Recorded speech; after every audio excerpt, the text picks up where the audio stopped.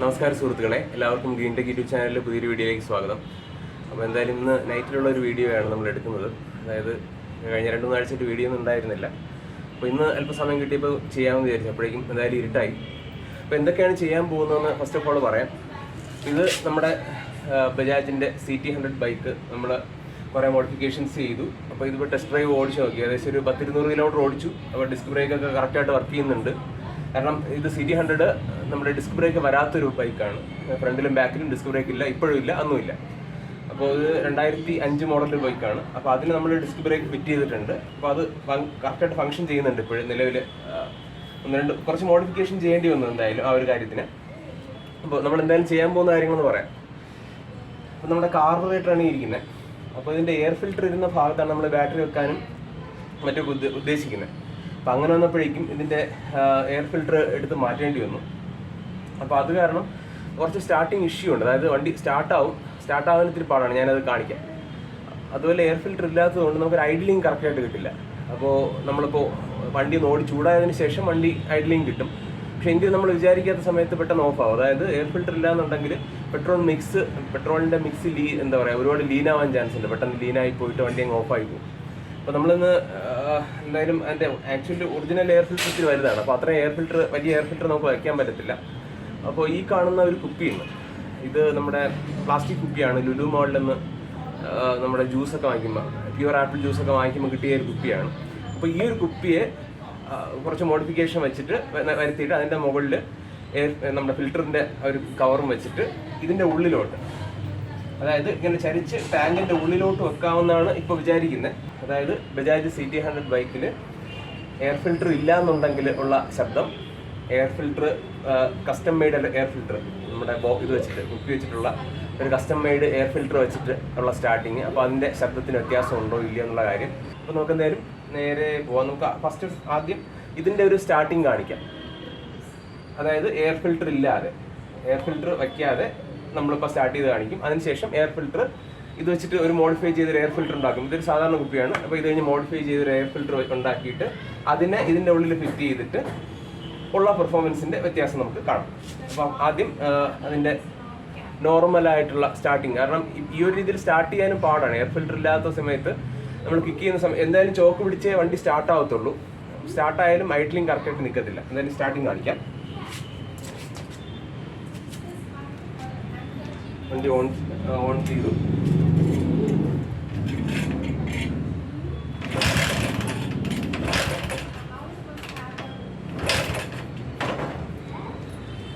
നമ്മളെന്തായാലും ചോക്ക് പിടിക്കേണ്ടി വരും. ഇത് ചോക്ക് പിടിച്ച് സ്റ്റാർട്ട് ചെയ്യാണ്.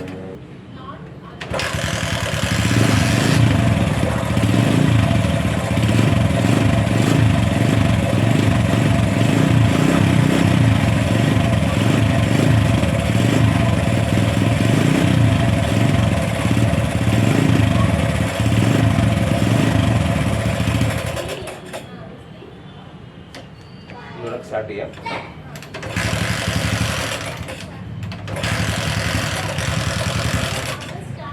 അതായത് ഈ ഒരു കണ്ടീഷനിൽ പെട്രോൾ അടച്ചു വയ്ക്കും, കാരണം ചെറിയ ഓവർഫ്ലോ പ്രശ്നമുണ്ട്. അപ്പോൾ ഇങ്ങനെ സ്റ്റാർട്ട് ചെയ്യുമ്പോഴേക്കും നമുക്ക് ഐഡലിങ് കിട്ടത്തില്ല, പെട്ടെന്ന് വണ്ടി ഓഫായി പോകും. അപ്പോൾ നമുക്ക് എന്തായാലും വീഡിയോ ഒന്ന് പോസ് ചെയ്ത് വെച്ചിട്ട് നമ്മുടെ ഈ ഒരു കുപ്പിയിൽ കുറച്ച് മോഡിഫിക്കേഷൻ ചെയ്ത് നമ്മുടെ എയർ ഫിൽറ്റർ ഉണ്ടാക്കാൻ ഉള്ള ശ്രമം നടത്താം. അതിനുശേഷം എയർ ഫിൽറ്ററിനെ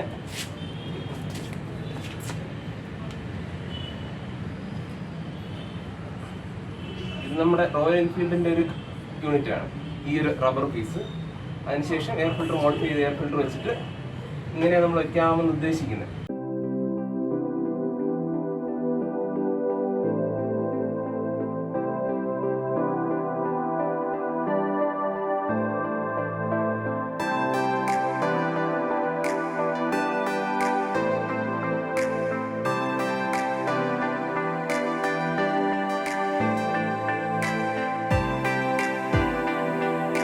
ഇപ്പം നമ്മുടെ ഈ ഒരു കുപ്പിയെ ഈ ഒരു രീതിയിലാണ് ഹോളിട്ട് എടുത്തിരിക്കുന്നത്.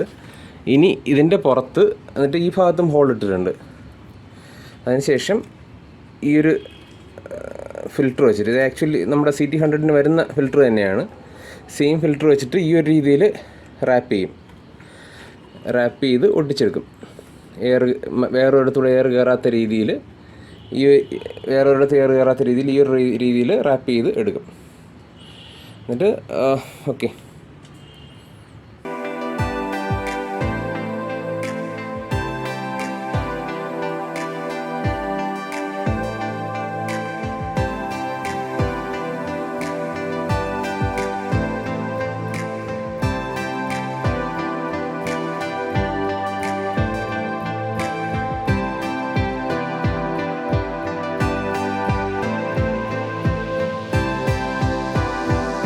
അപ്പോൾ നമ്മൾ ഈ ഒരു എയർ ഫിൽറ്റർ റെഡിയാക്കി എടുത്തിട്ടുണ്ട്. അപ്പോൾ എയർ ഫിൽറ്ററിന് നമുക്ക് ഇവിടെ വെക്കാം. വെച്ചിട്ട് ജസ്റ്റ് ഒന്ന് സ്റ്റാർട്ട് ചെയ്ത് നോക്കാം. തൽക്കാലം ഇങ്ങനെ വെച്ച് തന്നെ ഒന്ന് സ്റ്റാർട്ട് ചെയ്ത് നോക്കാം. എന്നിട്ട് ബാക്കി പണി നമുക്ക് നാളെ ചെയ്യാം. ബാക്കി വെച്ചു.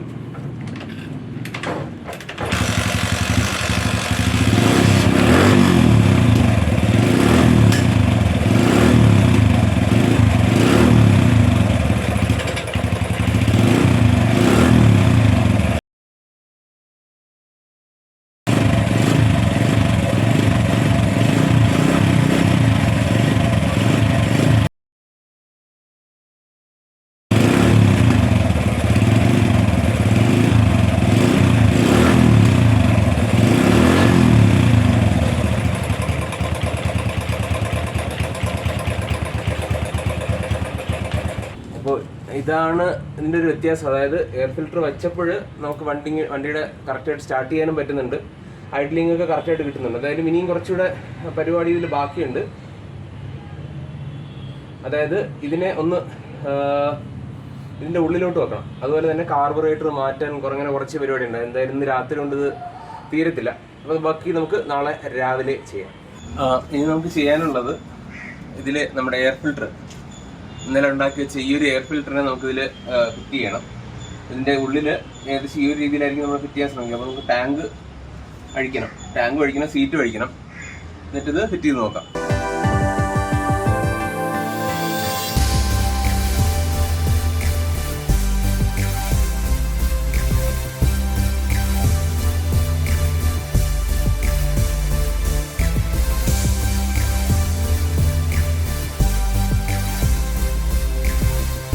അപ്പോൾ നമ്മൾ വണ്ടി നമ്മുടെ എയർ ഫിൽറ്റർ ഫിറ്റ് ചെയ്തിട്ടുണ്ട്. അപ്പോൾ നമുക്കിനി സ്റ്റാർട്ട് ചെയ്ത് ഒരു 5 മിനിറ്റ് ഇട്ടതിന് ശേഷം ഒന്ന് ട്യൂൺ ചെയ്യാം. അതായത് ഒരു ഐഡിലിംഗ് കറക്റ്റായിട്ട് കിട്ടണം എന്നുള്ളതാണ് നമ്മുടെ ഉദ്ദേശം. അത്രയേ ഉള്ളൂ.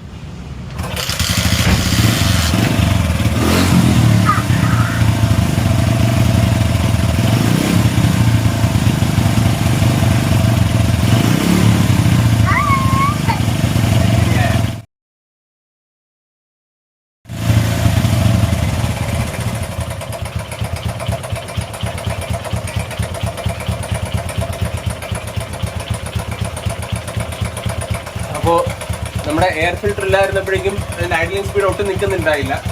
എന്തായാലും എയർ ഫിൽറ്റർ നമ്മൾ മോഡിഫൈ ചെയ്തതാണെങ്കിലും ഇട്ടപ്പോഴേക്കും നമുക്ക് ഐഡ്ലിംഗ് സ്പീഡ് കറക്റ്റായിട്ട് കിട്ടുന്നുണ്ട്. അപ്പോൾ ഈ ഒരു രീതിയിൽ ഫിറ്റ് ചെയ്യുമ്പോഴേക്കും നമ്മുടെ എയർ ഫിൽറ്റർ പെട്ടെന്ന് പുറത്ത് കാണാൻ പറ്റത്തില്ല.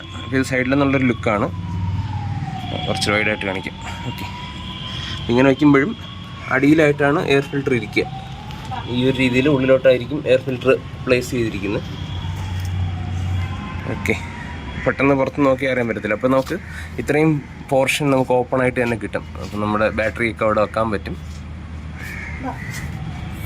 പിന്നെ ബാക്കി ചെയ്തിരിക്കുന്ന ചെറിയ മോഡിഫിക്കേഷൻസ് പറഞ്ഞുതരാം.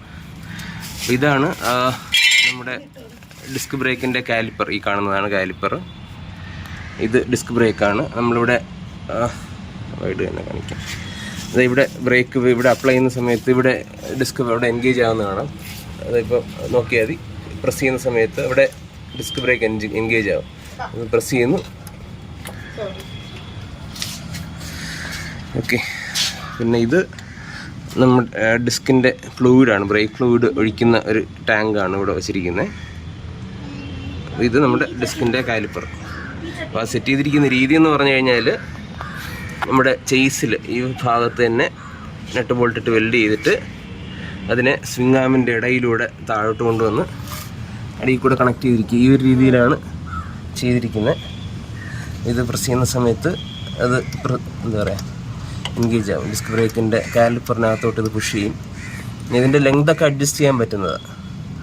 ഈ ഒരു യൂണിറ്റിന് ലെങ്ത് അഡ്ജസ്റ്റ് ചെയ്ത് നമുക്ക് ബ്രേക്ക് അഡ്ജസ്റ്റ് ചെയ്യാം. ഓക്കെ, നമുക്ക് അടുത്തായിട്ട് വണ്ടി ഒന്ന് സ്റ്റാർട്ട് ചെയ്ത് നോക്കാം.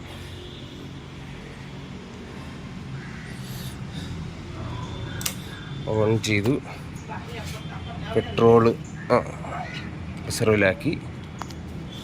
അത് കഴിഞ്ഞിട്ട്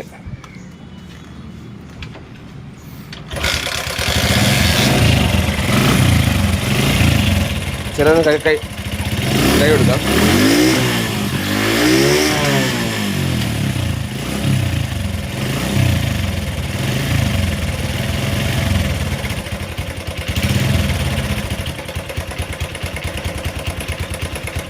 വണ്ടി എന്തോ ചെറിയ ശബ്ദമുണ്ട്. എന്താണ് ശബ്ദമെന്ന് അറിയാമെന്നുള്ളൊരു കമൻറ്റ് ചെയ്യും. വണ്ടിയുടെ ഓൺ റോഡിലുള്ള ഒരു സ്റ്റാർട്ടിങ് ശബ്ദം ഇങ്ങനെയാണ്, ഇത്രയേ ഉള്ളൂ. പക്ഷേ നമ്മൾ വണ്ടി ഓടിച്ച് അല്പം കൈ കൊടുക്കുമ്പോഴേക്കും അതിൻ്റെ ശബ്ദത്തിന് നല്ല വ്യത്യാസം ഉണ്ടാകുന്നുണ്ട്. ഞാനത് ഒന്ന് കാണിച്ചു തരാം. അത് എനിക്കൊന്ന് ഈ ഒരു ഫിൽറ്ററിൻ്റെ ഒരു പ്രത്യേകതയാണ് തോന്നുന്നത്. ഈ ഒരു രീതിയിൽ കൊടുക്കുമ്പോൾ വളരെ കഴിയുമ്പോൾ ഒരു സ്പോർട്സ് ബൈക്കിൻ്റെ ടൈപ്പ് ഒരു ശബ്ദം നമുക്ക് കേൾക്കാൻ പറ്റും. ഇത് നോർമൽ ശബ്ദമാണ് വണ്ടി ഓടിക്കുമ്പോൾ. കൈ എടുക്കുമ്പോൾ ഇങ്ങനെ സ്പോർട്സ് ബൈക്കിൻ്റെ ടൈപ്പ് ശബ്ദം നമുക്ക് കേൾക്കാൻ പറ്റും.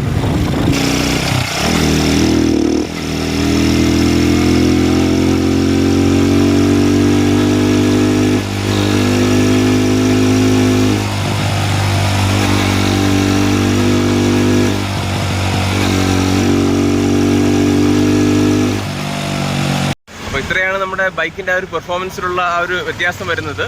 അതായത് നമ്മുടെ ഐഡലിംഗ് കിട്ടുന്നുണ്ട്. അതായത് ഈ ഒരു ഫിൽറ്റർ വെച്ചപ്പോഴേക്കും, നേരത്തെ എയർ ഫിൽറ്റർ ഇല്ലായിരുന്നു, എയർ ഫിൽറ്റർ വെച്ചപ്പോഴേക്കും അതിൻ്റെ ആ ഒരു ഐഡലിംഗ് നമുക്ക് കറക്റ്റായിട്ട് കിട്ടുന്നുണ്ട്. അതുപോലെ നമ്മൾ ത്രോട്ടിൽ കൊടുക്കുമ്പോഴേക്കും, ഒരു വിധം ത്രോട്ടിൽ കൊടുക്കുമ്പോഴേക്കും ഒരു പ്രത്യേക ശബ്ദം അതിൽ നിന്ന് പുറപ്പെടുന്നുണ്ട്. സാധാരണ CT100 വരാത്ത ടൈപ്പ് ഒരു എന്താ പറയുക, സ്പോർട്സ് ബൈക്കിനുള്ള ഒരു മുരൾച്ച പോലത്തെ ഒരു ചെറിയ ശബ്ദം അതിൽ നിന്ന് കിട്ടുന്നുണ്ട്. ആക്ച്വലി നമ്മൾ അതിന് വേണ്ടിയിട്ടല്ല ഈ ഒരു പരിപാടി ചെയ്തത്. നമ്മുടെ എയർ ഫിൽറ്ററിൻ്റെ ആ ഒരു ബോക്സ് നമുക്ക് ഫ്രീ ആക്കി എടുക്കാൻ വേണ്ടിയിട്ടായിരുന്നു. അപ്പോൾ എന്തായാലും അത്രയൊക്കെ ഉള്ളൂ ഇന്നത്തെ വീഡിയോ. നമുക്ക് മനോഹരമായ മറ്റേ വീഡിയോയിൽ വീണ്ടും കാണാം. ബൈ.